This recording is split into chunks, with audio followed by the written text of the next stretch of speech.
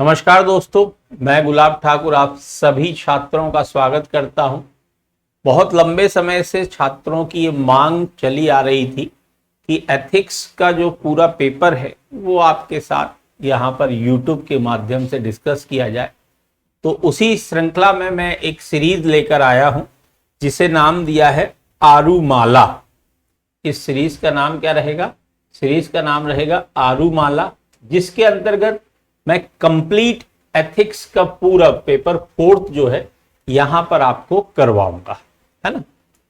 इसके अंतर्गत हम हफ्ते में एक बार लाइव भी आएंगे ताकि आप जितने टॉपिक्स पढ़ रहे हैं, देख रहे हैं, समझ रहे हैं, उनके संबंध में अगर कोई भी आपके दिमाग में डाउट रहेगा तो उसको भी क्लियर करने का प्रयास मेरे द्वारा लाइव आकर किया जाएगा।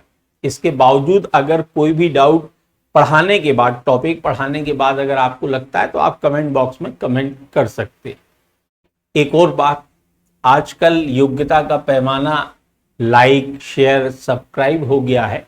तो अगर वीडियो आपको पसंद आता है तो लाइक भी कीजिए, सब्सक्राइब भी कीजिए और कमेंट में जरूर बताइए कि आपको वीडियो कैसा लगा और हमारी ये जो आरू श्रृंखला है, आरूमाला जिसे हमने नाम दिया है, ये आपके लिए कितनी लाभदायक है। ठीक है, तो बिना समय गवाए आज का हमारा पहला टॉपिक हम स्टार्ट करते हैं, जो हमारा टॉपिक है सत्यनिष्ठा, इंटीग्रिटी, है ना। आज का हमारा टॉपिक है। ठीक है, एक और बात जो यहां मैं कहना चाहूंगा कि पहले अगर आपने सिलेबस देखा हो, है ना, यहां पर ये जो आरूमाला के अंतर्गत मैं जो आपको पढ़ाऊंगा ये पूरे नए पाठ्यक्रम के अनुसार यहां पर मेरे द्वारा पढ़ाया जाएगा। ठीक है, ध्यान रखिएगा, जो नया पाठ्यक्रम आया है तो नए पाठ्यक्रम के हिसाब से आपको यहाँ पर पूरा मैं तैयार करवाऊंगा। प्रश्न ये भी उठता है कि सर पुराने पाठ्यक्रम और नए पाठ्यक्रम में तो केवल 10% का ही अंतर है, 90% तो वही है ना। ये भी प्रश्न दिमाग में उठता है, पर इसका जो जवाब आपको मिलता है कि केवल 10% चेंज हुआ है, 90% वही है, ये बिल्कुल गलत है। ये ध्यान रखिएगा। पहले इस पेपर का नाम हुआ करता था एथिक्स एंड इंटीग्रिटी। अब इस पेपर का नाम हो गया है, क्या है नाम? दर्शन शास्त्र, मनोविज्ञान और लोक प्रशासन। ठीक है, मैं हमेशा कहता हूं कि आयोग ने ऐसे ही नाम में परिवर्तन नहीं किया है। नाम परिवर्तन करने के पीछे बड़ा महत्वपूर्ण कारण रहा। आप पूरे पेपर की अगर यूनिट को डिवाइड करेंगे तो हमारा ये जो पेपर है ये 5 यूनिटों में बटा हुआ है। जो 5वीं यूनिट है वो केस स्टडी से रिलेटेड है। केस स्टडी जो भी पूछी जाएंगी वो प्रारंभ की 4 यूनिटों पर आधारित रहेंगे। ठीक है, अब अगर मैं ये जो 4 यूनिट हैं इनको डिवाइड करूं तो आप देखेंगे कि ये तीनों नाम वहां पर चरितार्थ हो रहे हैं, यानी दर्शन शास्त्र भी, मनोविज्ञान भी और लोक प्रशासन भी। जैसे जब हम यूनिट 1 पढ़ेंगे, जो विचारक हैं उनकी जब यूनिट 1 पढ़ेंगे तो पूरा फोकस्ड हमारा रहेगा दर्शन शास्त्र की भाषा पर, दर्शन शास्त्र की शब्दावली पर और दर्शन शास्त्र के पढ़ने के तरीके पर। पहले हम थिंकर्स कोई भी पढ़ते थे तो हम उसके सामाजिक, आर्थिक, राजनीतिक विचार पढ़ते थे, पर अब चूंकि हमें दर्शन शास्त्र के अंतर्गत उसको पढ़ना है तो हमें उसकी ज्ञान मीमांसा और तत्व मीमांसा का गहराई से अध्ययन करना है, तब हमें पूरे पूरे नंबर एग्जाम में प्राप्त होंगे। ध्यान रखिएगा। और इस आरूमाला का उद्देश्य ही यह है कि आपको 160 प्लस अंक इस पेपर में मिल सके। ये ध्यान रखिएगा। जब हम दूसरी यूनिट की बात करते हैं तो दूसरी यूनिट आपकी जो है सांवेगिक बुद्धि, मनोवृत्ति, व्यक्तिगत विभिन्नताएं, इससे रिलेटेड यूनिट है और ये पूरी की पूरी आधारित है मनोविज्ञान पर। जब हम तीसरी यूनिट की बात करते हैं और चौथी यूनिट की बात करते हैं, है ना, लोक प्रशासन में मूल्यों की या फिर चौथी यूनिट भ्रष्टाचार की जब हम बात करें, चर्चा करें, तो पूरी रिलेटेड है लोक प्रशासन पे। तो जब हम पढ़ेंगे इन यूनिट को, तो इन यूनिट को पढ़ने का तरीका भी हमारा कैसा रहेगा, पूरा जब जो यूनिट पढ़ रहे हैं उस विषय से रिलेटेड सारी चीजें हम पढ़ेंगे। अगर हमें अच्छे अंक लाना है तो हमें इस बात को समझना जरूरी है कि जो परिवर्तन है वो 10% का नहीं है, परिवर्तन पूरा का पूरा कितना है, 100% का है। तो अगर आपको अच्छे अंक प्राप्त करना है तो ये परिवर्तन के साथ आपको तैयारी करना पड़ेगी, तभी आपको अच्छे अंक मिलेंगे, है ना। आगे मैं और इसके बारे में डिस्कशन करूंगा कि अंतर क्या रहेगा आंसर राइटिंग में, वो सारी चीजें मैं टॉपिक के साथ ही डिस्कस करता जाऊंगा, ठीक है। तो आज हम बिना समय गवाए आज का जो हमारा टॉपिक है उसे स्टार्ट करते हैं, सत्यनिष्ठा, है। तो मुझे लग रहा है कि आप सभी का पूरा सहयोग मुझे इस आरुमाला में प्राप्त होगा, जिसमें हमारा उद्देश्य है कि प्रत्येक छात्र जो भी इस सीरीज के माध्यम से पेपर 4 पढ़ रहा है उसे हम पूरा कंप्लीट पेपर उपलब्ध कराएं यहीं पर, ताकि वो एग्जाम में 160 प्लस अंक लेकर आए। और ये कोई अतिशयोक्ति नहीं है, आप आसानी से अंक प्राप्त कर सकते हैं, क्योंकि यकीन मानिए जितना बुद्ध के पास दिमाग था, जितना महावीर के पास दिमाग था, जितना कृष्ण के पास था, जितना राम के पास था, उससे किंचित मात्र भी कम हमारे पास नहीं है। आवश्यकता बस इस बात की है कि चीज़ों के वास्तविक स्वरूप को पहचानें और उनके हिसाब से हम सफलता के लिए प्रयास करें। कई बार हम चीज़ों के वास्तविक स्वरूप को पहचाने बिना गलत दिशा में प्रयास करते हैं, तो हम कितनी भी मेहनत क्यों ना कर लें, हमें वो अपेक्षित परिणाम नहीं प्राप्त होता। अपेक्षित कौन सा, 160 प्लस वाला। तो अगर हम लक्ष्य को भली भांति समझेंगे और फिर प्रयास करेंगे तो हमें ये अपेक्षित परिणाम बहुत आसानी से और बहुत कम मेहनत में प्राप्त हो जाएगा, ठीक है। तो आज का हम टॉपिक स्टार्ट करते हैं। टॉपिक है हमारा सत्यनिष्ठा। तो देखिए, पढ़ने का तरीका, सबसे पहले हम सत्यनिष्ठा होती क्या है, इसके प्रकार क्या हैं, ठीक है, इसके व्यक्तिगत जीवन में लाभ क्या है, इसके आचरण में समस्याएं क्या क्या आती हैं, इनका समाधान कैसे करेंगे, और प्रशासन में इसके क्या क्या लाभ हैं, इन टॉपिक्स को हम यहाँ पर पढ़ेंगे सत्यनिष्ठा के अंतर्गत। चलिए तो स्टार्ट करते हैं। सबसे पहले सत्यनिष्ठा होती क्या है, सत्यनिष्ठा से आशय क्या है। अब देखिए, सामान्य बच्चा जब सत्यनिष्ठा को पढ़ेगा तो लिख देगा अपना काम सच्चाई और ईमानदारी के साथ करना ही सत्यनिष्ठा कहलाता है, ठीक। हमारा पढ़ने का तरीका अलग रहेगा। सत्यनिष्ठा, सत्यनिष्ठा को 3 अर्थों में व्यक्त किया जाता है। पहला, नोलन कमेटी,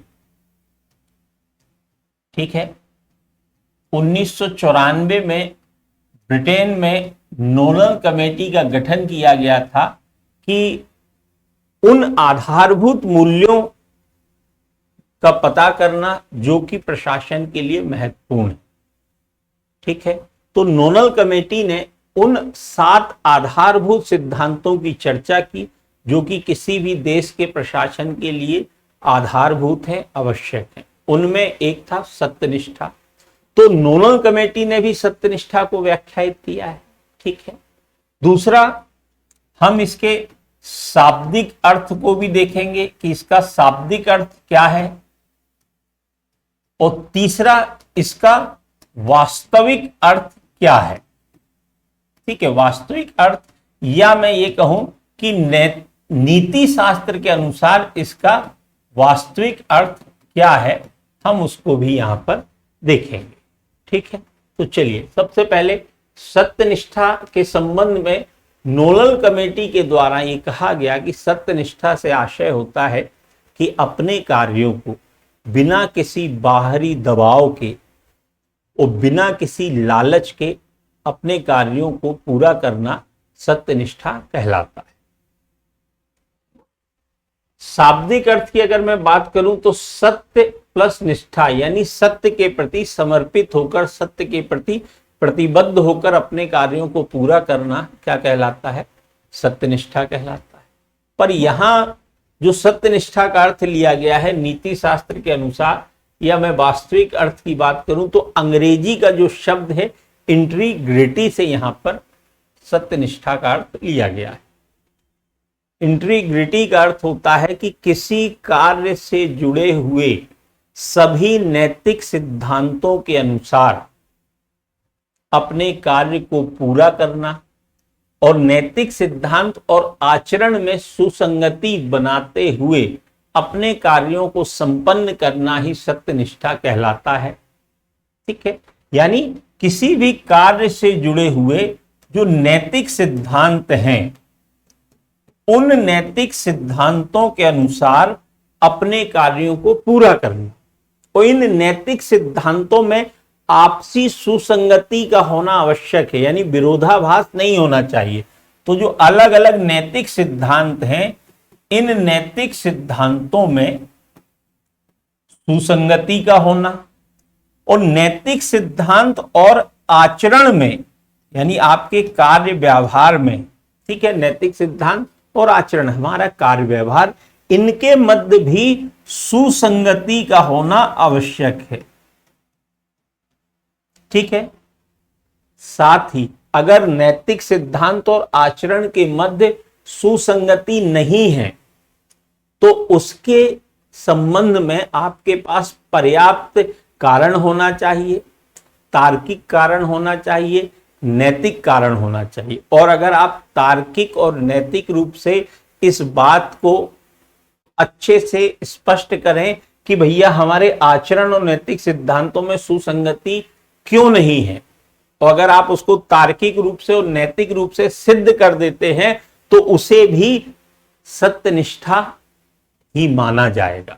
उदाहरण के लिए अगर कोई व्यक्ति किसी के प्राण ले ले, हत्या कर दे, तो क्या इसे हम सत्यनिष्ठा के अंतर्गत सम्मिलित करेंगे?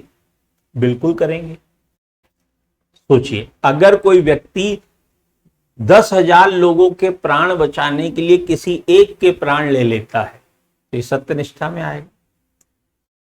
आपके देश की सीमा पर खड़ा हुआ जवान किसी दूसरे शत्रु देश के लोगों के प्राण लेता है तो ये भी सत्यनिष्ठा में आएगा।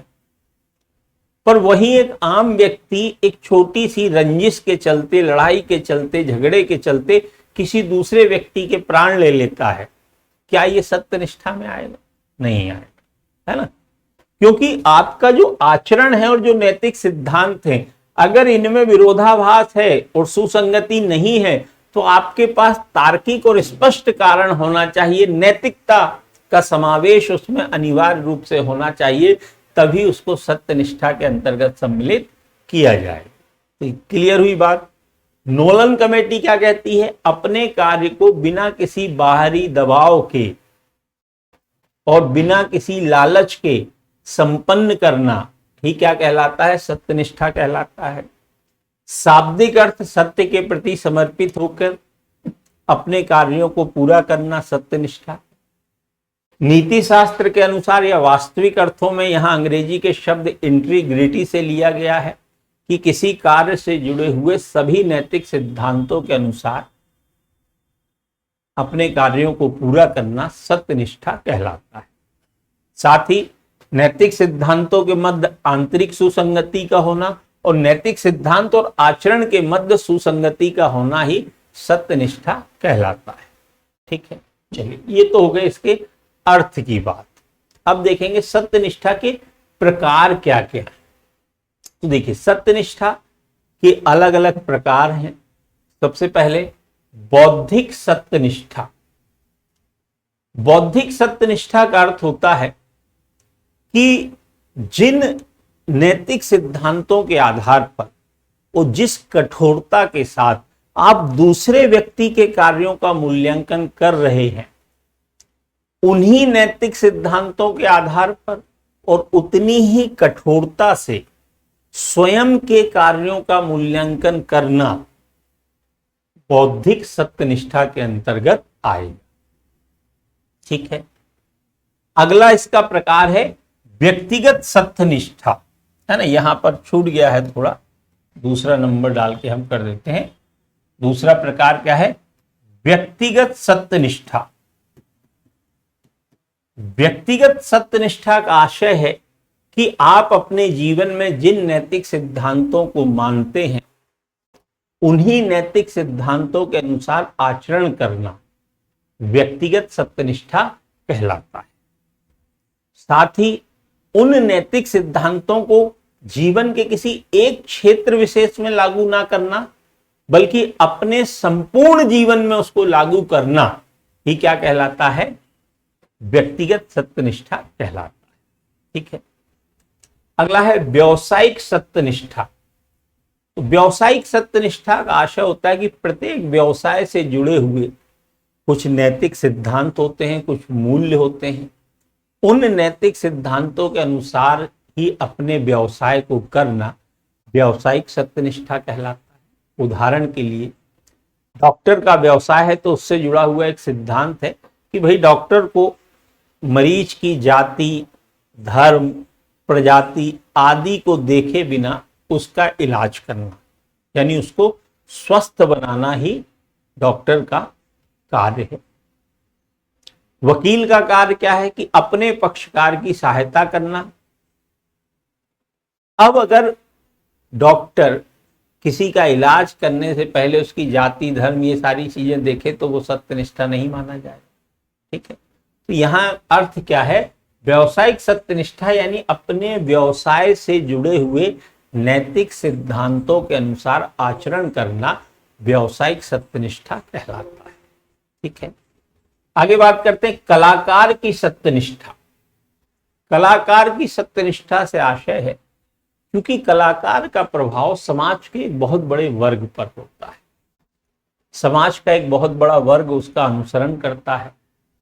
अतः कलाकार का ये उत्तरदायित्व बनता है कि वो वही बातें कहे जो सही हैं, जो समाज के लिए लाभदायक है। अपने निजी लाभ को देखते हुए या किसी बाहरी दबाव में आकर कोई ऐसी बात ना कहे जो समाज के लिए लाभदायक नहीं है। उसे कहा जाता है कलाकार की सत्यनिष्ठा। आपने देखा होगा अभी एक ऐड बहुत ज्यादा चल रहा है, जुमा केसरी।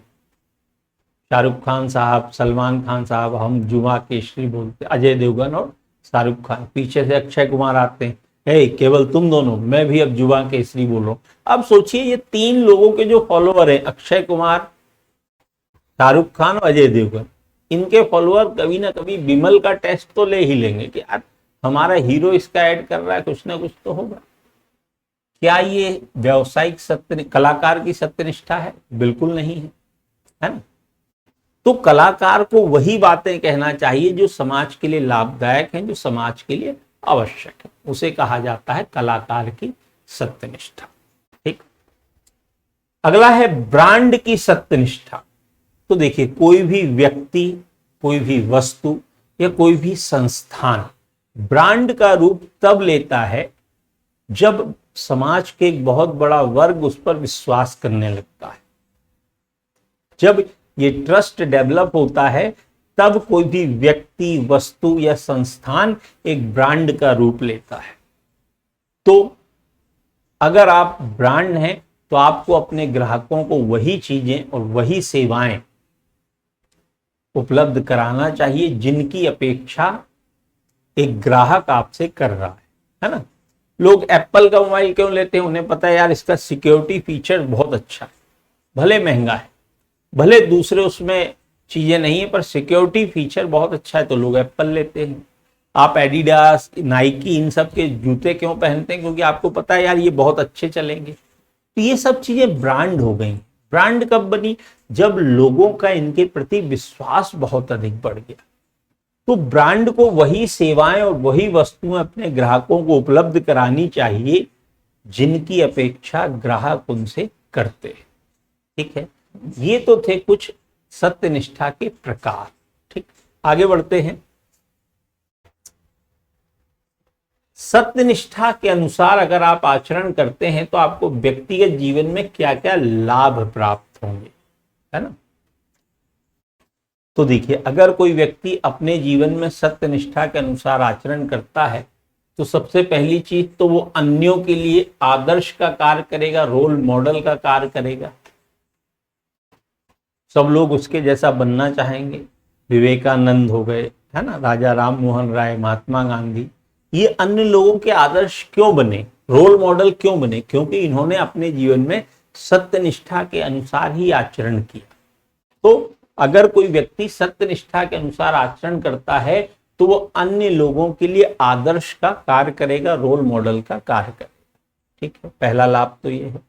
दूसरा लाभ, सत्यनिष्ठा के अनुसार आचरण करने वाले व्यक्ति से अगर कभी कोई गलती हो भी जाती है तो उसे अपवाद माना जाएगा, भूलवश की हुई गलती माना जाएगा।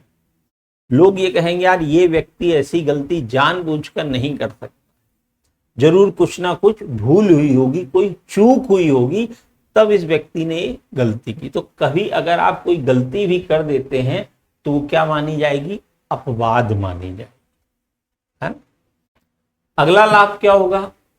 सत्यनिष्ठा के अनुसार आचरण करने वाले व्यक्ति को कभी भी अपने जीवन में भूमिका संघर्ष का सामना नहीं करना पड़ेगा। भूमिका संघर्ष, एक व्यक्ति अपने जीवन में अलग अलग भूमिकाएं निभाता है। जैसे अभी आप छात्र की भूमिका निभा रहे हैं, परिवार में आप भाई या बहन की भूमिका निभाएंगे, पुत्र या पुत्री की भूमिका निभाएंगे, दोस्त की भूमिका निभाएंगे। ये अलग अलग भूमिकाएं होती हैं किसी व्यक्ति के जीवन की। और इन भूमिकाओं के मध्य जब आपस में संघर्ष होता है कि यार दोस्त को वरीयता दें या माता पिता को, है ना, भाई की बात माने या मम्मी पापा की, अब ये क्या हो रहा है? संघर्ष। इसको कहा जाता है भूमिका संघर्ष। अगर कोई व्यक्ति सत्यनिष्ठा के अनुसार आचरण करता है तो ऐसे व्यक्ति को भूमिका संघर्ष का सामना नहीं करना पड़ता है, क्योंकि उसे ये पहले से क्लियर होता है कि उसे कौन से कार्य करना है और कौन से कार्य नहीं करना है। तो ऐसे व्यक्ति को भूमिका संघर्ष का सामना नहीं करना पड़ता है। यहां तक बात क्लियर? चलिए अब देखेंगे आचरण में समस्याएं क्या क्या आती हैं, उनके समाधान क्या क्या है। जब इतनी अच्छी चीज है तो फिर मनुष्य सत्यनिष्ठा के अनुसार आचरण क्यों नहीं कर पाता है? तो देखिए, सबसे पहली समस्या आचरण में क्या आती है कि सत्यनिष्ठा के अनुसार आचरण करने में सबसे पहली समस्या है वर्तमान समय की उपभोक्तावादी संस्कृति। इस उपभोक्तावादी संस्कृति में व्यक्ति अधिक से अधिक वस्तुओं का उपभोग करना चाहता है। यहाँ व्यक्तिवादिता बहुत बढ़ रही है, व्यक्ति केवल अपना सोचता है, समाज का नहीं सोचता है। उपभोक्तावाद के कारण व्यक्ति कई बार अनुचित साधनों का सहारा ले लेता है, तब इस दशा में वो सत्यनिष्ठा के अनुसार आचरण नहीं कर पाता है। एक अन्य समस्या में पारिवारिक दबाव भी इसके हिसाब से आचरण नहीं कर पाते हैं। पारिवारिक दबाव के चलते कई बार परिवार रिश्तेदारों का प्रेशर आप पर बन जाता है, ना चाहते हुए आपको कोई ऐसा कार्य करना पड़ता है जो सत्यनिष्ठा के दायरे में नहीं आता है। ठीक है, ये कुछ कारण हैं, है ना। समाज में अपने स्तर को जल्दी से जल्दी ऊंचा करना, ये कुछ ऐसे कारण हैं जो सत्यनिष्ठा के मार्ग में बाधक बनते हैं, समस्या बनते हैं। ठीक है, समाधान कैसे होगा?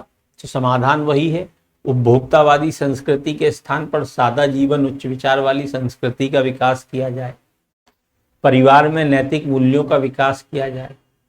आप ऐसे लोगों के साथ रहें जिनके उद्देश्य समान हो, जो आपके जैसी मानसिकता वाले हों, जो आपको गुमराह ना कर पाए। अपने जीवन के जो लक्ष्य हैं, जो आदर्श हैं, उनको निरंतर दोहराते रहें। तो फिर आपके जीवन की जो समस्याएं हैं सत्यनिष्ठा के अनुसार आचरण करने की, वो स्वतः समाधान हो जाए। ठीक है, इसके बाद देखेंगे इसके प्रशासन में क्या क्या लाभ है। क्लियर है बात? चलिए इसको थोड़ा सा डिटेल में देख लेते हैं इन्हीं चीजों को। देखिए, सत्यनिष्ठा के संबंध में ब्रिटेन में गठित नोनल कमेटी 1994 में इसने बताया कि सत्यनिष्ठा से आशय है कि व्यक्ति को किसी भी प्रकार के बाहरी दबाव में आकर कार्य नहीं करना चाहिए। उसे नैतिक सिद्धांतों के अनुसार ही आचरण करना चाहिए।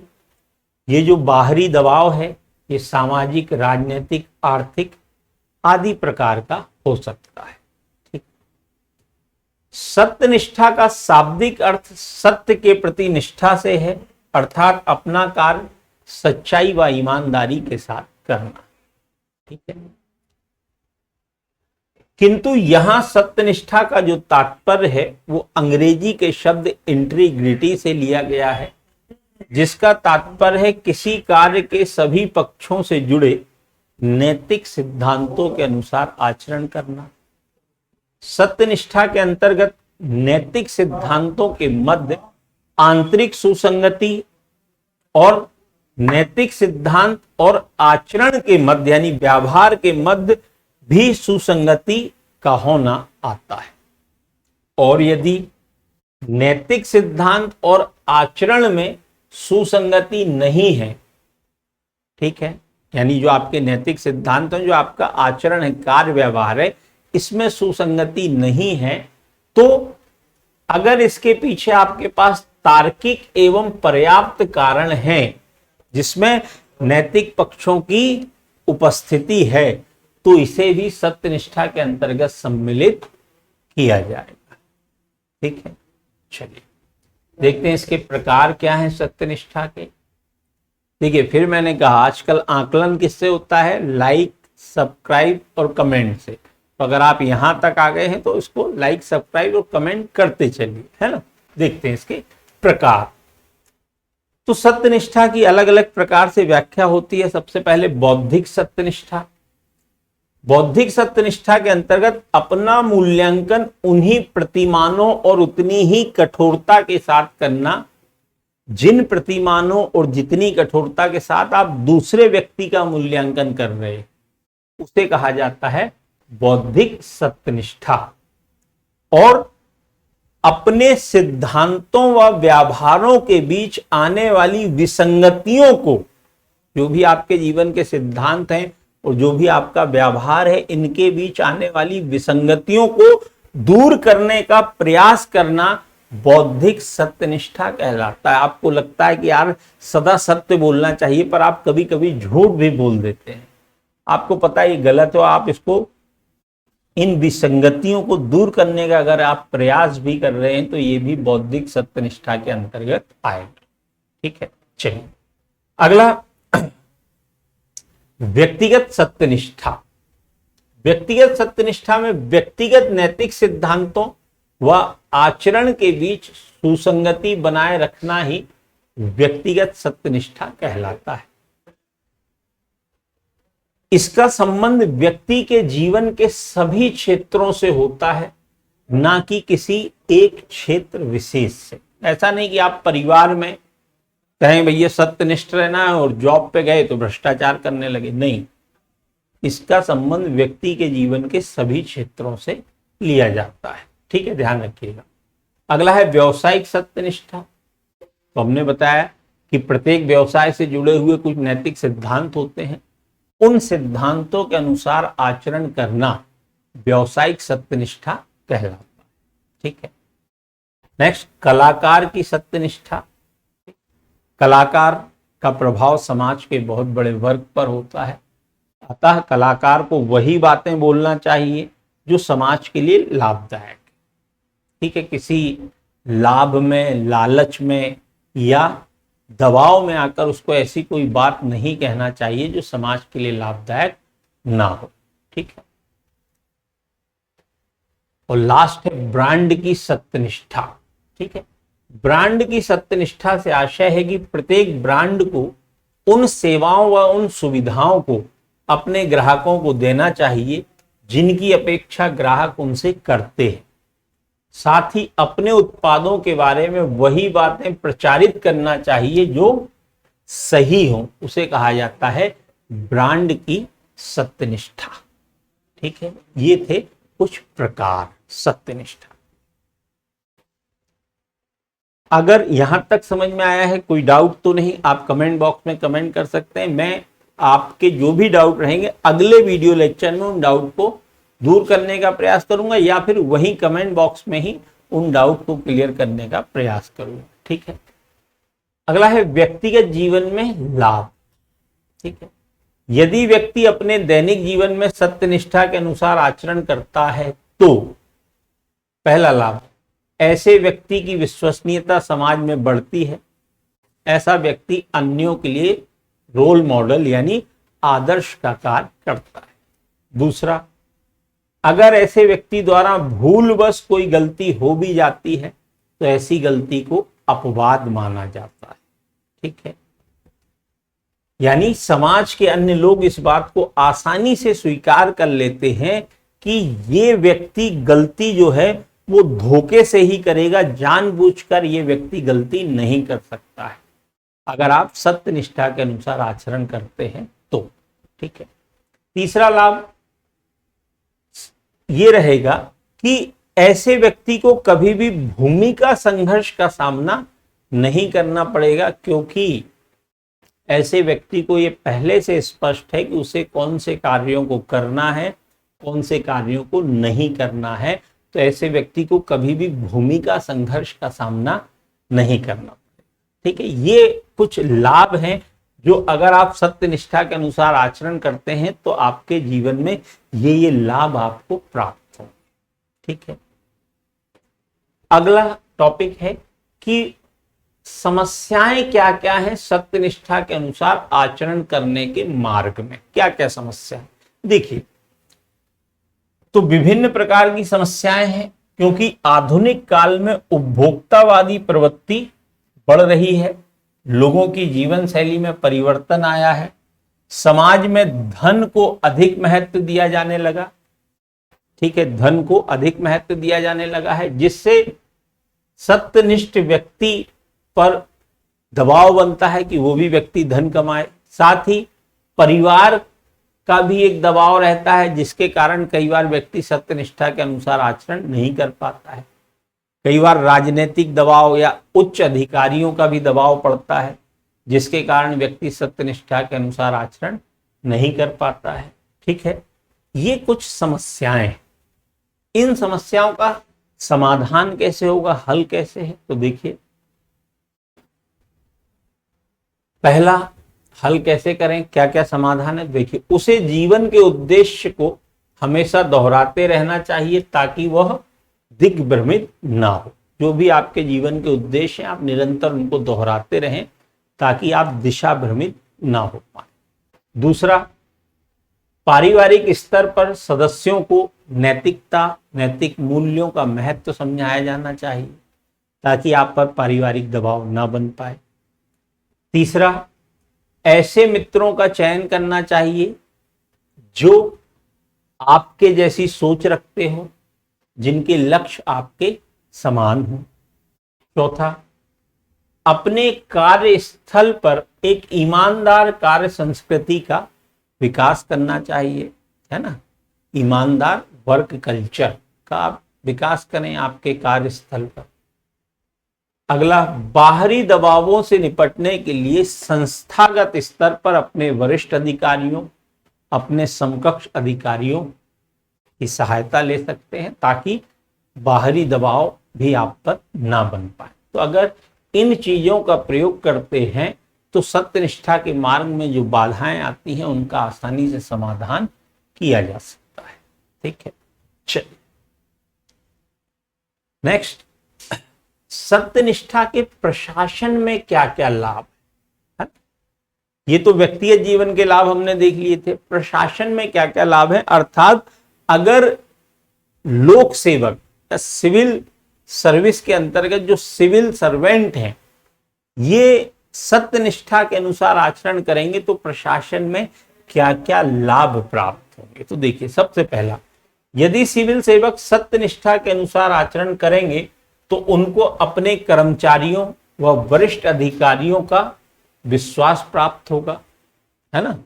वरिष्ठ अधिकारी विश्वास करेंगे, यार ये बहुत अच्छा आदमी है। सहयोगी जो कर्मचारी हैं वो भी विश्वास करेंगे। दूसरा क्या लाभ होगा, सिविल सेवा में पारदर्शिता, जवाबदेहिता जैसे मूल्यों का संचार होगा अगर सिविल सेवक सत्यनिष्ठा के अनुसार आचरण करेंगे तो। तीसरा क्या लाभ है? तो तीसरा लाभ है कि सत्यनिष्ठा के साथ कार्य करेंगे तो प्रशासन में भ्रष्टाचार व लाल फीताशाही जैसी समस्याएं स्वतः समाधान हो जाएंगी। भाई सत्यनिष्ठा के अनुसार आचरण करेंगे तो फिर कोई व्यक्ति भ्रष्टाचार नहीं करेगा। लाल फीताशाही यानी लाल फीते का शासन, अर्थात नियमों का हवाला देकर कार्यों में किया जाने वाला अनावश्यक विलंब क्या कहलाता है? लाल फीताशाही। तो भ्रष्टाचार व लाल फीताशाही जैसी समस्याएं स्वतः ही क्या हो जाएंगी? समाप्त हो जाएंगी। ठीक है, चलिए अगला क्या लाभ है? तो जनता का विश्वास प्रशासन पर बढ़ेगा, जो एक सफल लोकतंत्र के लिए आवश्यक है। सरकार का जनाधार बढ़ेगा, सुशासन की स्थापना होगी। ये कुछ सारे लाभ भी इसके अंतर्गत रहेंगे, है ना। यानी सरकार के लिए एक सुदृढ़ लोकतंत्र, सुदृढ़ जनाधार बनेगा। लोकतांत्रिक जो संस्थाएं हैं उनको मजबूती मिलेगी। अगर जो सिविल सर्वेंट हैं वो सत्यनिष्ठा के अनुसार आचरण करेंगे तो नक्सलवाद, अलगाववाद, आतंकवाद जैसी समस्याओं का भी समाधान होगा।